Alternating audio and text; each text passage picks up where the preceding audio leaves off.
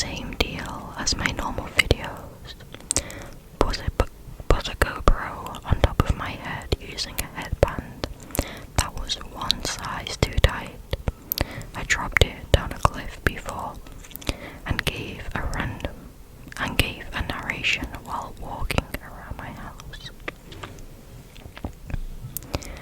There is a decent backstory to the house, but it's the same old cliche horror talk, like a serial killer who was finally caught, never confessed to anything, and all of the victims' bodies were missing their heads. Yes, that's what it was. I embellished the story quite a bit, but that's standard practice in my field. The few creepy moments that gave my channel the extra push it so desperately needed could have been camera malfunctions or simply a homeless man upset at me for crawling on his tail. I don't think I've ever actually experienced something paranormal in any of my videos. Until now. After I finish the video, do some basic editing, and chop out the boring parts. I upload the video to YouTube and go to bed. I don't really think too much about it while I drift off.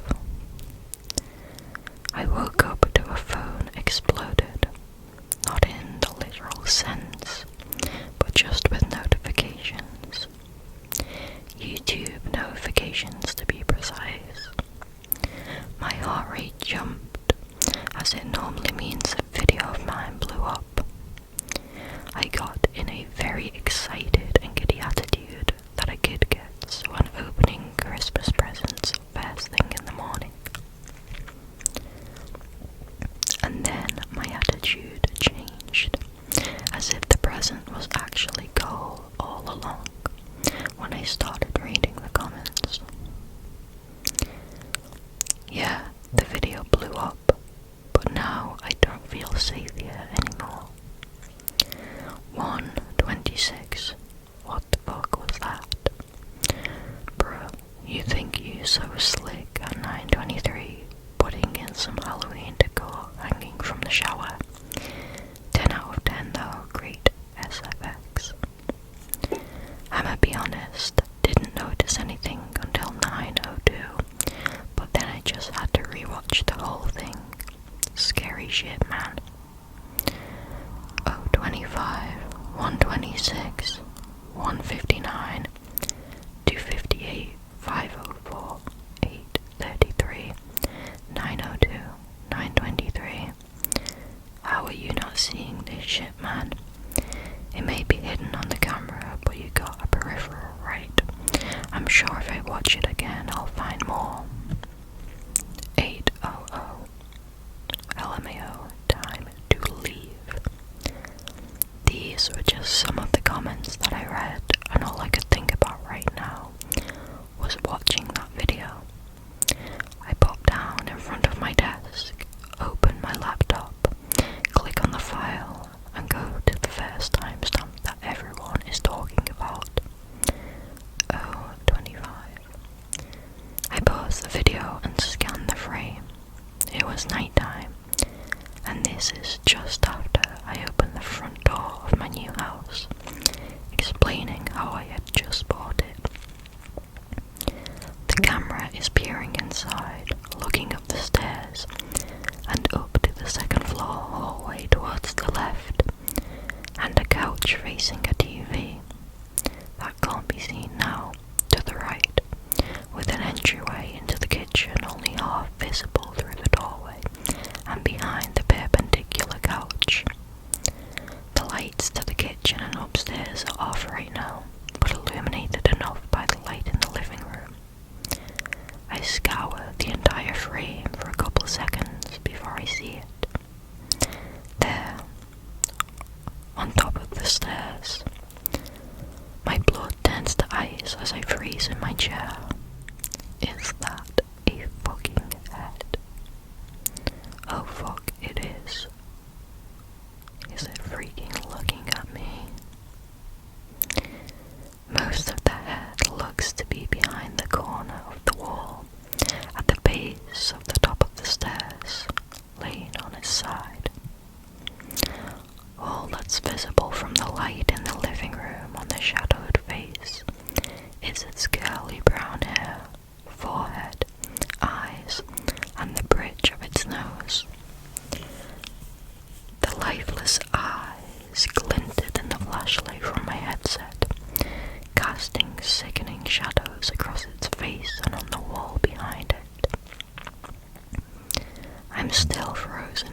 here, but now my blood is pumping heavily.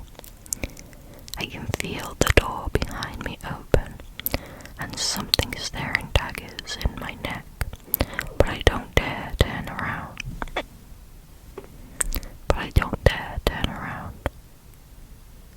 Fuck no.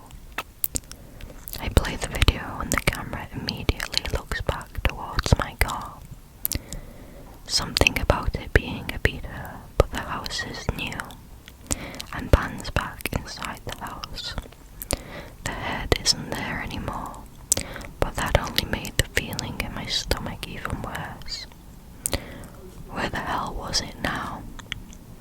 In the video, I enter the threshold of the house and walk into the living room, moving my head around to show everyone the details and the size of the room. I go deeper into the lore of the house while walking around, showing off my collection of geeky stuff to my viewers. My next timestamps rolls around and I pause the video again. 1:26. I look around but see it almost immediately.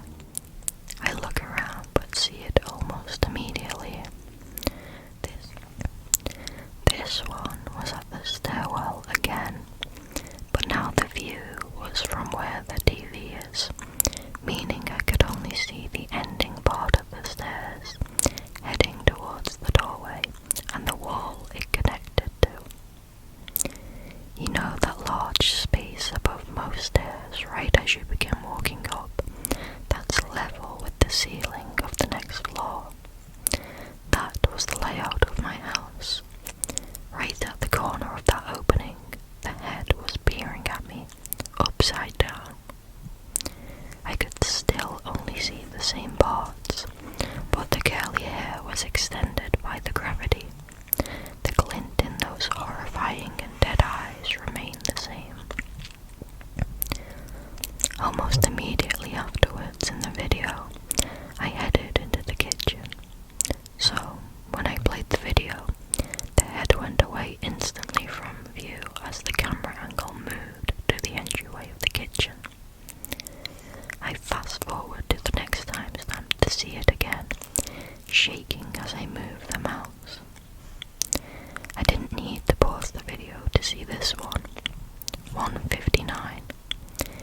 You could still only see the same parts of the head, but it was peering out of a semi-open microwave in the back end of the kitchen. Upon a closer look, if you paused the video, you could see something dripping on the handle. I couldn't handle much more of this. I felt like I was about to throw up, and I just wanted to leave the house. The feeling of being watched grew ever so stronger as I moved my cursor to the top comment on my video. Shit, the shower one. On 9:23 at the end of the video was so fucking terrifying. You know how to make good content, man, and great acting. If it's not acting, run. I hover over the timestamp, wondering if the click was worth it. It wasn't, but I did it anyway. I just had to know. 9:23. My hands are slick and my shakiness made me pause the video on accident. When entering the bathroom, like I did in this video, you couldn't see anything in the shower.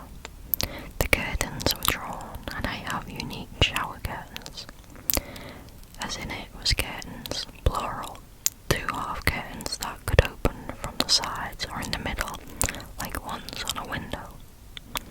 There was a foot gap in the middle, so that when I was walking in, you could only see the shelf and the safety railing holding my washcloths. You only see it for a second, and with the speed the camera was moving, pausing it made it a little blurry. It took place in the bathroom that was connected to my bedroom, the one right to the left of my desk when sitting at it. But when I walk to my mirror and the video looks through it, the angle was just perfect to the point where you could see the shower nozzle in the distance. My camera only lingered there for a couple seconds, but that was all that was needed. Now you could see the whole head. It had the whole thing shoved through this severed throat opening on its neck, with the nozzle angling downwards and coming out of its mouth. The nozzle was dripping blood and the red liquid was pouring down the shaft of the shower head. But that was not the part that freaked me out the most. It was my head. My fucking head with its mouth gaping open. My curly hair. My forehead. My neck. My ears. My lifeless eyes. All of it was mine. I sat there, frozen, heart ready to simply burst out of my chest like in that scene of Alien, only with more gore. I couldn't think straight. Only one thought was going through my head, and that was to pack up and leave this place forever, and hire someone else to move me out. And then I heard it, a wet thud from my bathroom, a wet thud from my shower.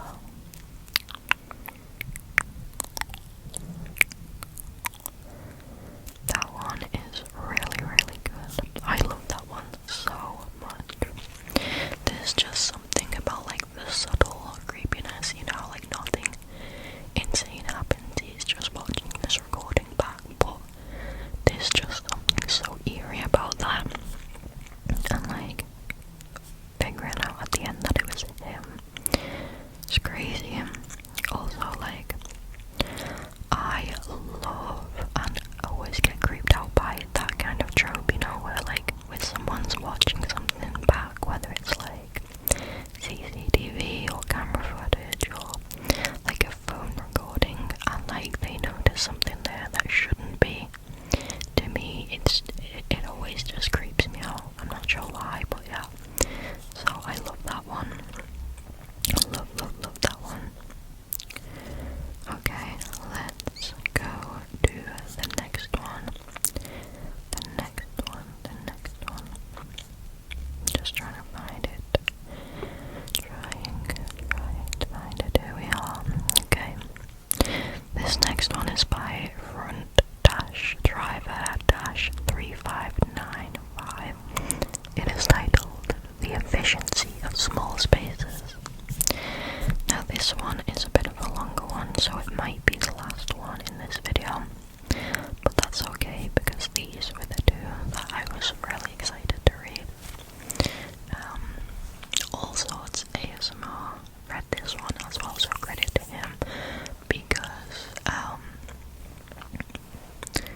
I had seen this post already, but I didn't, from the title, I just kind of didn't bother looking at it until I heard him narrate it, so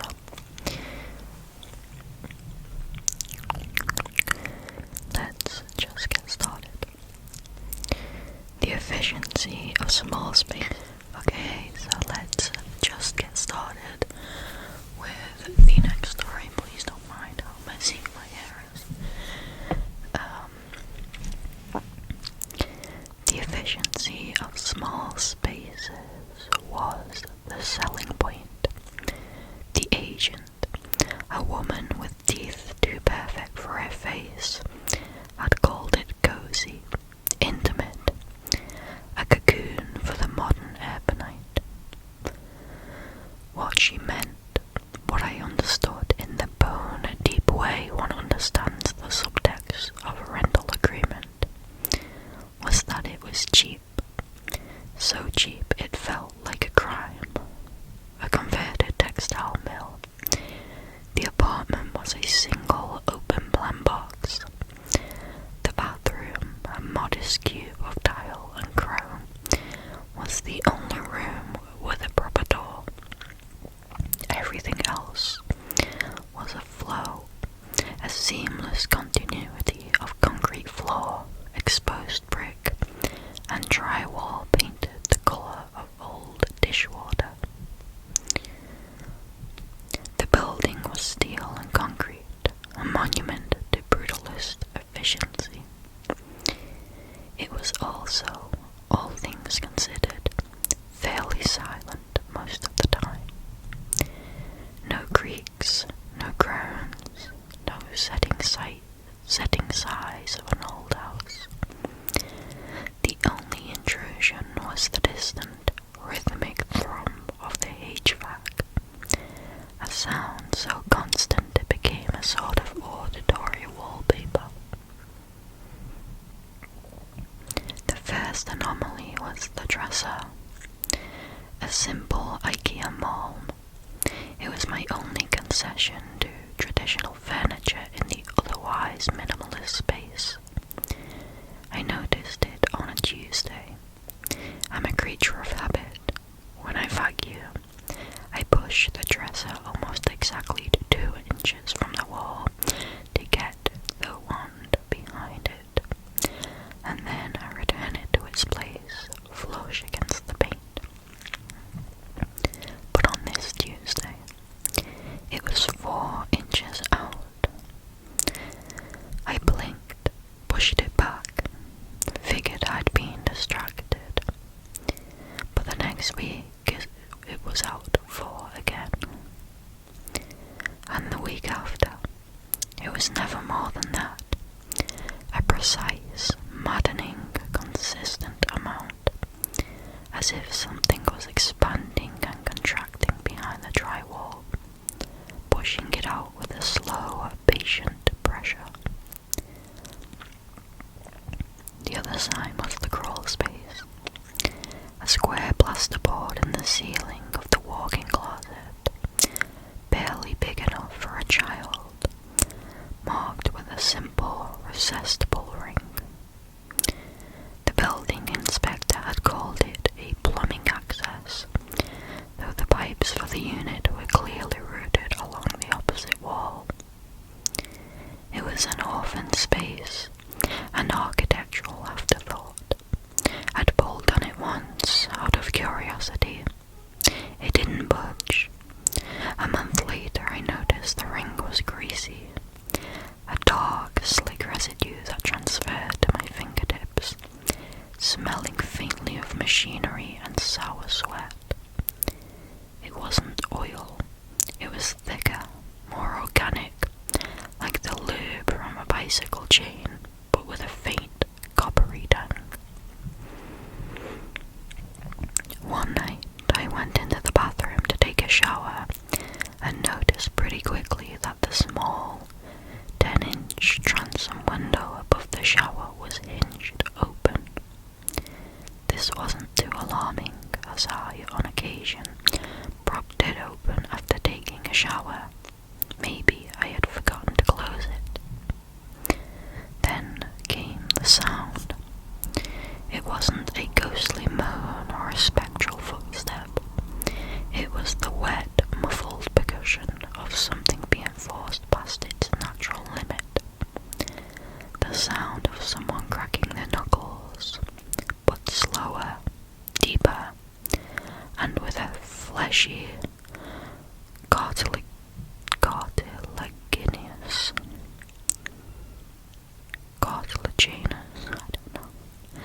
resistance,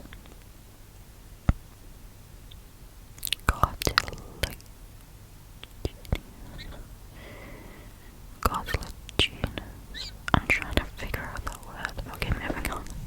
Sorry to break the flow. I'd hear it in the dead of night, a soft pop, pop, pop, from the direction of the ceiling. Or I'd catch it while watching a movie, a faint series of clicks from within the wall behind the television. I called my landlord, who quickly brushed it off as the pipes, but it was the sound of a body refusing its own shape, a sound that made the ligaments in my own knees ache in sympathy. I started to sleep less. The efficiency of the space now felt less like a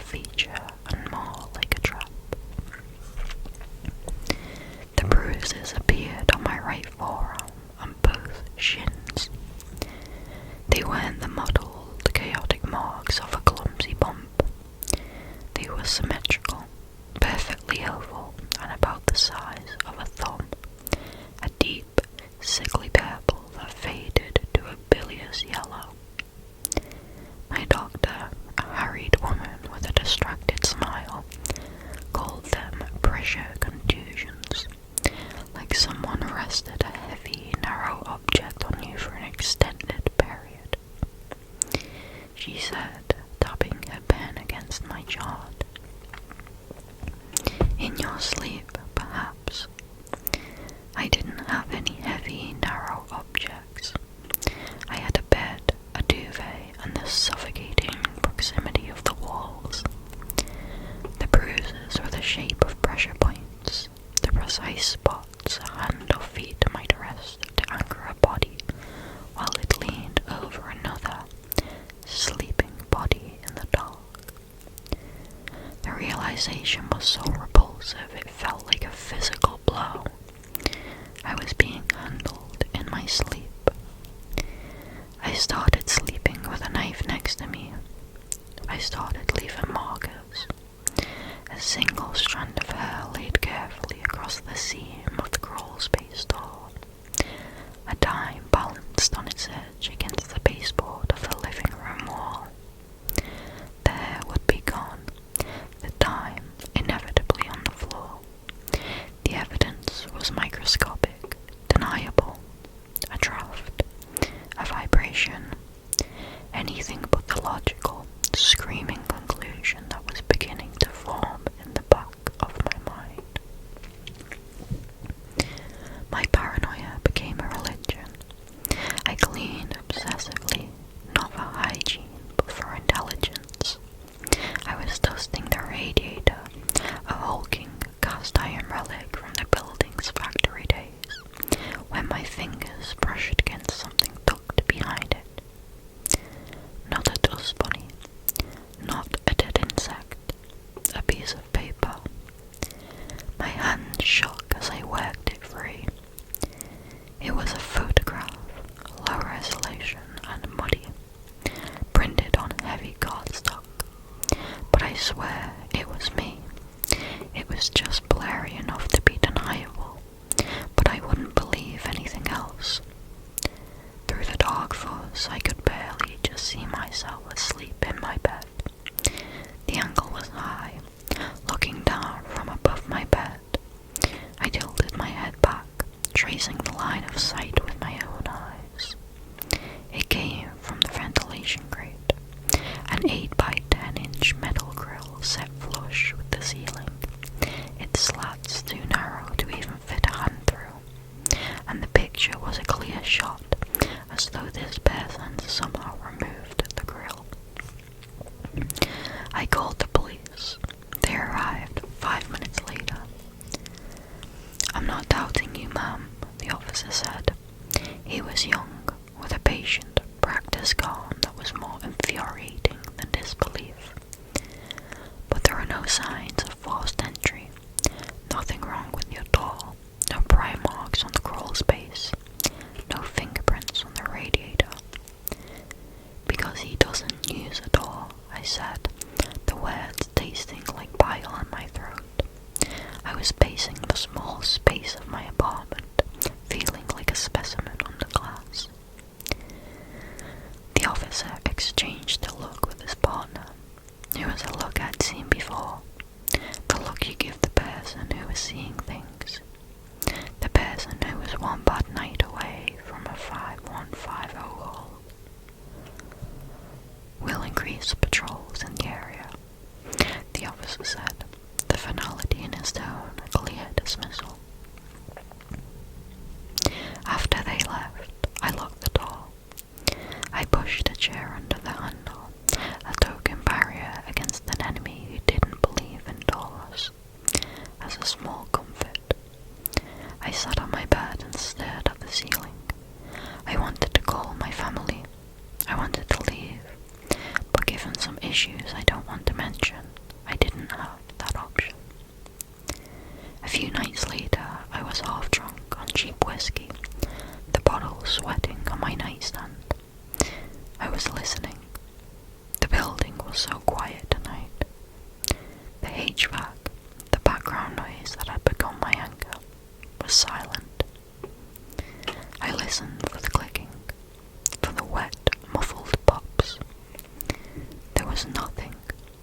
the silence was worse.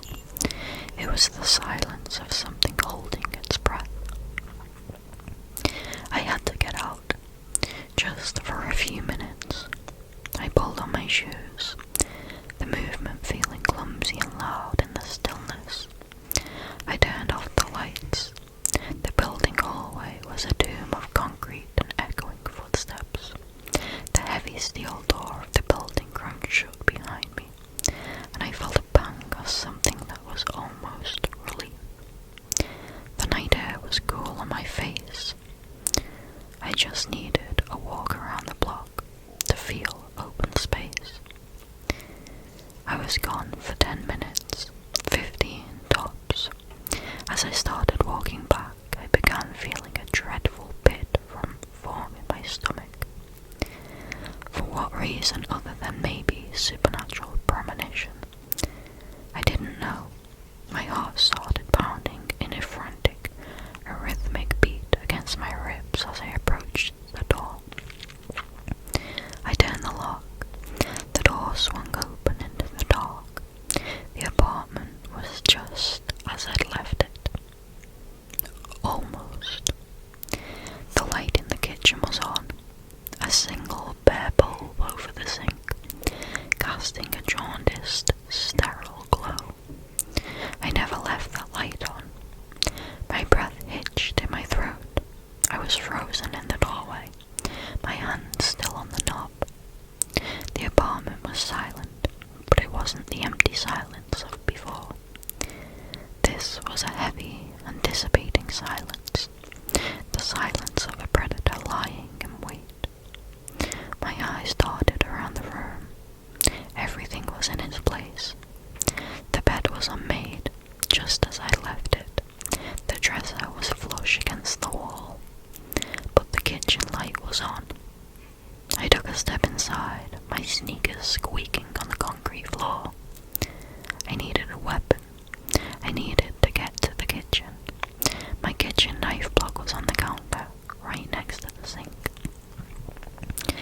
I crept forward, each step a deliberate, nerve-wracking calculation.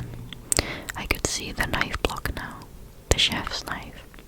Its dark wooden handle a beacon of hope. I was almost there. My eyes scanned the room, looking for anything out of the ordinary, anything out of place. And that's when I saw it. The kick plate under the kitchen cabinets. The thin strip of wood that covered the space between the bottom of the cabinets and the floor. There were scuff marks leading into the darkness. It was ajar, not by much, just a sliver. A 4-inch gap of darkness that hadn't been there when I left. I stopped dead. My blood ran cold. I couldn't breathe. My eyes were locked on that gap. That impossible, narrow gap. A space too small for anything bigger than a small animal, let alone a grown man. I held my breath. I listened. And then I saw it. A hand. It had unnaturally long, spidery fingers, each one tipped with a grime-encrusted nail. The skin was pale, almost translucent, stretched taut over delicate bones. It moved with a strange, twitchy deliberateness, akin to a plasticized claymation figure. It slid out from the gap, its palm flat against the floor. Then another hand joined it. They pushed against the floor, and with a series of sickening, rhythmic thuds, something began to emerge. It wasn't a monster. It was worse. A man. He poured himself out from the darkness, a fluid, impossible shape. He was gaunt, middle-aged, in a sweat-stained undershirt and threadbare pants. His collarbones seemed to overlap, and his hips rotated at an angle that defied anatomy. He was a human origami, a mockery of the human form. I watched in stunned, horrified silence as he unfolded himself. The wet, muffled pops I'd heard for weeks now happening in real time, right before my eyes. He saw me. His eyes sunk deep in their sockets, with a glazed-over yellow shine, widened in terror. He was terrified of being caught. I screamed, a raw, guttural sound that tore from my throat. I lunged for the knife block, my fingers closing around the handle of the chef's knife. He scrambled away, a panicked, disjointed gait that was agonizing to watch. He made some sound, not a scream, but something more carnal and animalistic. He moved with a terrifying, boneless speed, a scuttling motion that was all wrong for a man of his size. He was a spider, a cockroach, a thing that belonged in the cracks and crevices. He didn't run for the door, he ran for the bathroom. I followed, the knife held in front of me like a talisman. He was in the bathroom, a room so small I could touch all four walls at once. I saw him lunge for the window above the shower, jumping off the shower bench. I thought he'd get stuck. I prayed he'd get stuck. But he didn't. He had practiced this. With a visceral thwack that echoed in the small room, he dislocated his own shoulders. He didn't even flinch. He contorted his torso, his head lolling at an unnatural angle, and slid through the opening like a snake into a hole. He was gone. I stood there shaking, the knife hanging limply from my hand. I looked at the window, at the small, dark opening that had just swallowed a man. I could see the alleyway outside, the brick wall of the neighbouring building. There was no sign of him. I sat in the corner of my apartment, the knife clutched in my hand, my back against the wall. I watched the door. I watched the windows. I watched the crawl space. I watched the kick blade. I listened for the clicking, for the wet, muffled pops. There was nothing. The apartment was silent, empty. I called the police again. They took a report. They looked at the window. They looked at the kick blade. They looked at me with a mixture of pity and suspicion. They didn't believe me. Not really. I mean, how could they? I barely believed it myself. That night, I quickly gathered my things and rented a hotel. 2 weeks later, I got a call. A detective. He said they had him. They had arrested a man in a neighbouring town. He'd been found hiding in the insulation of a local elementary school. They'd caught him because a janitor had heard the strange clicking sound coming from the ceiling.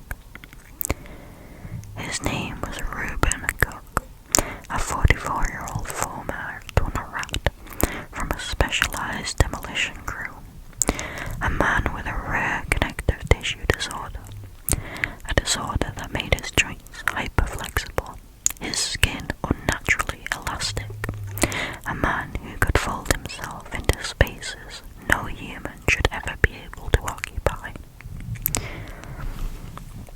The detective, a man with a tired, world-weary voice, told me about Cook's history. He was a commensal predator, a parasite. He would live in the dead spaces of an apartment for months, eating scraps, watching tenants, and God only knows what else. His file was a litany of disturbing escalations. He was previously imprisoned for folding himself into the trunk of a woman's car and waiting 3 days for her to drive to a secluded location. He was also linked to a case 3 years ago where, after nestling into an apartment, he killed the tenant as they tried to install a shelf that would have blocked his hiding spot. I felt a strange, cold detachment as the detective spoke. A sense of relief mixed with a lingering, gnawing dread. He was caught. The nightmare was over. But then the detective said something that sent a chill down my spine. "We found Cook's kit in the walls of your building," he said. "Kit?" I asked, my voice barely a whisper. "It wasn't just a sleeping bag," the detective said. "We found some wooden boxes. The smallest box, barely 12 inches square, contained a collection of your personal items. A toothbrush, strands of your hair, and a spare key." I felt the blood drain from my face. My spare key. I lost it months ago. I'd torn my apartment apart looking for it. I'd even had the locks changed. A useless, hollow gesture. He'd had the key all along. He could have come and gone as he pleased, but he didn't. He chose to stay in the walls. He chose to be a ghost. Even more, I wondered if he took my hair when I was asleep and most vulnerable. Had that been the reason for my bruises? His strange desire to collect my hair? And why my toothbrush? The medical exam on Cook was strange, the detective continued, his voice dropping to a low, confidential tone. He didn't just have a condition. He had surgically removed his own floating ribs and shaved down his pelvic bone. He didn't want to be a man anymore. He wanted to be a shape, and he's been in your walls since the day you signed the lease. The lease. The cheap, too good to be true lease. The one I signed in a hurry. The one I didn't read as carefully as I should have. The one that had bound me to this place, this space, this prison for a year. A year of being watched. A year of being a specimen in a cage I didn't even know I was in. I hung up the phone without saying goodbye. I couldn't breathe. The hotel room with its generic art and beige carpet felt like it was closing in on me. I'm in a new house now. Though small, it had a wide, open floor plan with no crawl spaces, no attic, no basement. Just space. Empty, blessed space. I have a security system. I have a puppy. I have a therapist. I have everything a person is supposed to have to feel safe. But it's not enough. My friends haven't helped much. They began giving him names as if it were all a joke. Flat Stanley, one joke that in a party, eliciting a wave of laughter. Another called him the Origami Man. That one stuck with me and permeated my mind more and more each day. I know they mean well, but they can't understand. The memory is a parasite, burrowing deeper into my brain with each passing day. I can't sleep without the lights on. I can't take a shower without the bathroom door locked and 911 on speed dial. I can't be without a weapon by my side. I can't walk past the ventilation grate without feeling a phantom pressure on my skin. I feel an itch on my scalp, a ghostly sensation of a lock of hair being pulled. I can still smell the sour, coppery tang of the grease on my crawl space bull ring. Last night, I heard the house settle. A soft groan in the floorboards, a gentle creak from the ceiling. I was out of bed in an instant, my heart pounding in my chest. I grabbed a ruler from my desk and started measuring. The gap under the front door, the space between the floor and the baseboards. clearance under the kitchen cabinets. I measured everything, my hands shaking, my breath catching in my throat. The rational part of my brain knew it was just the house, just the normal sounds of a structure adjusting to the temperature and humidity. But the other part of my brain, the part that had been rewired by Cook, knew better. It knew that a man doesn't need a door to enter a room. It knew that a man doesn't need lots of space to exist. It knew that the world was full of cracks and crevices, of dead spaces and forgotten corners. It knew that, even if it was small, there was a chance prison bars couldn't contain an inhuman monster that could bend into any shape. And I couldn't shake the feeling that somewhere, in some forgotten corner of this new house, a man was practicing his craft, folding himself into smaller and smaller shapes, waiting. I still have nightmares. I still wake up in a cold sweat, my hands flying to my shins, my arms checking for bruises. I still hear the clicking, the wet, muffled pops from blurry glances. I still see the gaunt face, the sunken yellow eyes, the unnaturally thin frame. The detective's words echo in my mind, a relentless, haunting refrain. He didn't want to be a man anymore. He wanted to be a shape that could slip through the cracks, a shape that could hide in plain sight, a shape that could be anywhere and everywhere. I'm at the kitchen table now, the morning sun is streaming through the window. The ruler is still on the table. I've been measuring all morning. I measured them all. I wrote them down in a notebook.